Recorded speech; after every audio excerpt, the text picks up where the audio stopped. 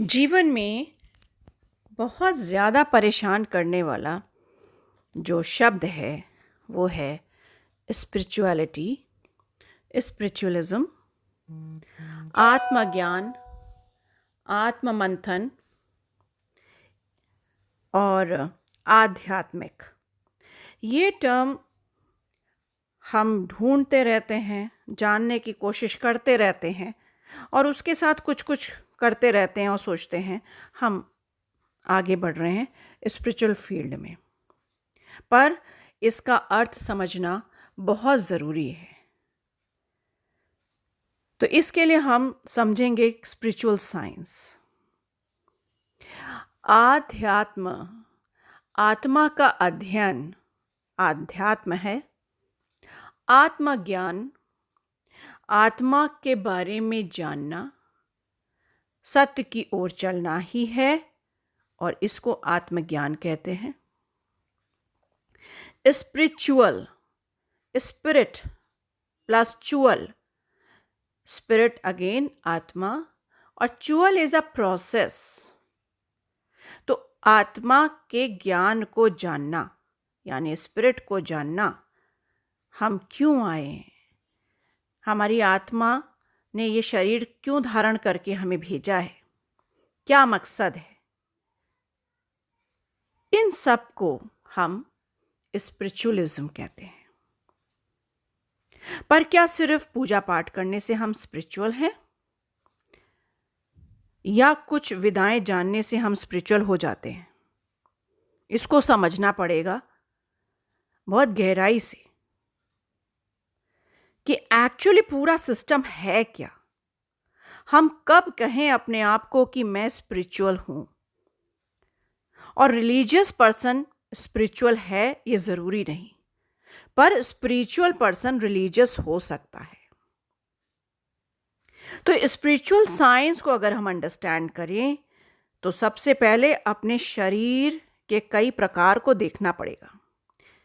जैसे हमारी एक ग्रॉस बॉडी है यानी स्थूल शरीर है, एक वाइटल बॉडी है जो प्राण शरीर है, एक मेंटल बॉडी है जो मनोमय कोश है या मनोमय शरीर है, एक कैजुअल बॉडी है द इंटेलेक्चुअल पार्ट फील्ड जो कारण शरीर है, और एक सटल ईगो सुप्रा कैजुअल पार्ट जो है वो महाकारण शरीर है, और फिर अंत में द सोल आत्मा। तो इस तरह पूरा हमारा सिस्टम होता है। अब अगर हम ग्रॉस बॉडी पर आए, स्थूल शरीर पर आए, तो देखते हैं कि स्थूल शरीर में बहुत सारे प्रोग्राम्स हमारे अंदर फिट हैं। अलग अलग ऑर्गन्स हैं, ब्लड है, मसल्स हैं, ये सब हमें जिंदा रखती हैं, है ना। तो हमारी जो स्वास्थ्य है वो इन सब से प्रभावित होता है। फिर आता है वाइटल बॉडी, प्राण शरीर। ये हमारे अंदर एक life force, vital energy, flow of energy, प्राणा, लाइफ फोर्स ये अंदर चलाती है। इसी से हमारे अंदर प्राण शक्ति बह रही है। फिर है मेंटल बॉडी, मनोमय शरीर।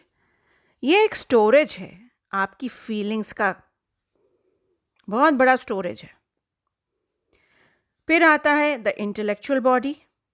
ये क्रिएट करती है रीजनिंग पावर और डिसीजन पावर, जिसको हम विजडम कहते हैं।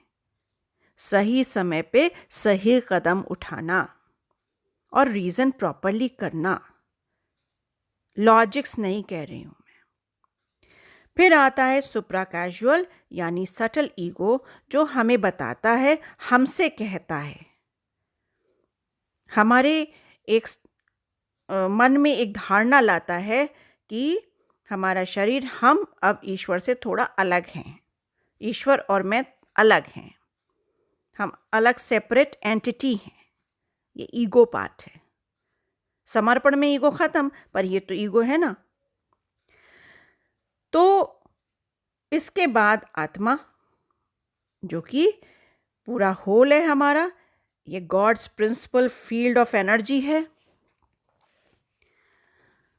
तो अगर ग्रॉस बॉडी सही नहीं चल रही, हम स्वस्थ ही नहीं है, हमारा स्केलेटन सिस्टम में, बोन में, मसल्स में, टिश्यूज़ में, ऑर्गन्स में, ब्लड में, 5 सेंस ऑर्गन्स में कहीं भी दिक्कत है तो हम कैसे स्पिरिचुअल हो सकते हैं भाई? हम तो उसी में फंस जाएंगे, उसी में अटक गए ना। अगर हमारे वाइटल एनर्जीज यानी प्राणा शक्ति जो हैं शरीर में, वो कम से कम 5 प्राण जो मुख्य प्राण हैं, यानी कि प्राण इनहेलेशन प्रोसेस सही है, उदान एक्सलेशन और स्पीच, समान स्टमक एंड इंटेस्टाइन का काम सही है, व्यान व्याना प्राण वॉलंटरी एंड इनवॉलंटरी मूवमेंट्स जो हमारे होते हैं, और अपाना energy for urination, excretion and child birth और भी। तो अगर ये सक्रिय नहीं है तो हमारी लाइफ फिर अटक जाती है, तो हम कैसे स्पिरिचुअल हो सकते हैं भाई, है ना।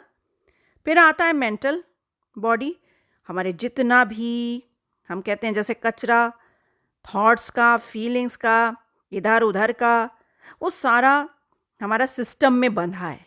कैसे सिस्टम में? कॉन्शियस माइंड में, जो कि इनपुट देता है हमारे सबकॉन्शियस माइंड को, यानी जागरूक अवस्था में कॉन्शियस माइंड जो होता है वो ब्रेन से कनेक्शन है, तो जो भी कुछ घटनाएं हो रही हैं वो हमारे ब्रेन से कॉन्शियस माइंड यानी कॉन्शियस माइंड में जाएंगी, और कॉन्शियस माइंड से फिर हमारे अचेतन मन में जाएंगी, सबकॉन्शियस माइंड में। अब ये सबकॉन्शियस माइंड क्या करता है? ये इन रिस्पॉन्सेस का एक रिएक्शन क्रिएट करता है। रिस्पॉन्स टू एक्सटर्नल स्टिमुलाई है ये। फिर एक अवस्था है अनकॉन्शियस माइंड की, ये एक एक्युमुलेशन है, अकाउंट है हमारा, टोटल अकाउंट है हमारे कर्मास का। तो ये मेंटल फील्ड हो गई, अब इस पे भी काम करना है। फिर आती है intellectual body, decision making, reasoning, wisdom, ये भी एक अपने आप में एक बड़ी फील्ड है। फिर आता है subtle ego, which makes me feel that we are separated from God, फिर हमें इस पे भी काम करना पड़ता है। और फिर आता है अल्टीमेट ट्रूथ, आत्मा, यानी वो हिस्सा जो कि एक्सप्लोर करने निकला है, जो ईश्वर का पूरा हिस्सा है और वहाँ से वो बूंद परमात्मा से आत्मा निकली है। तो हमें हर सेक्शन पे काम करना होता है, तब हम कहीं जाके स्पिरिचुअल होते हैं। एक जरा सी पॉजिटिव धारणा से ही स्पिरिचुअल नहीं हो गए, वो एक तरीका है स्पिरिचुअलिज्म में बढ़ने का। अब जो भी आप विधाएं और विद्याएं सीखते हैं वो सिर्फ आपको मदद करती हैं कि आप अपनी जो सच्चाई है, अपने होने की, लाइफ पर्पस को जानने की, पहचानने की, उस पर आगे बढ़ें। क्योंकि आत्मज्ञान तो खुद का ही होगा ना, हर कोई अपनी आत्मा के बारे में काम करेगा और अपने को ही जानने की कोशिश करेगा, दूसरा तो उसे जानना नहीं है और ना ही जानेगा कोई, और ना ही वो कोई गाइड कर सकता है। तो अपने आप में अवेयर ज़्यादा होना है, और हम दूसरों में जो घुसते हैं वो गलत है। तो इस तरह से ये सारी विद्याएं हमें मदद करती हैं, वो चाहे रेकी हो, योगा हो, प्राणायाम हो, वो एनर्जी के और भी हीलिंग सिस्टम हो, हमको गाइड करते हैं, हमको अवेयर करते हैं। उनसे हम सिर्फ स्पिरिचुअल हो नहीं गए, अभी हम प्रोसेस में हैं।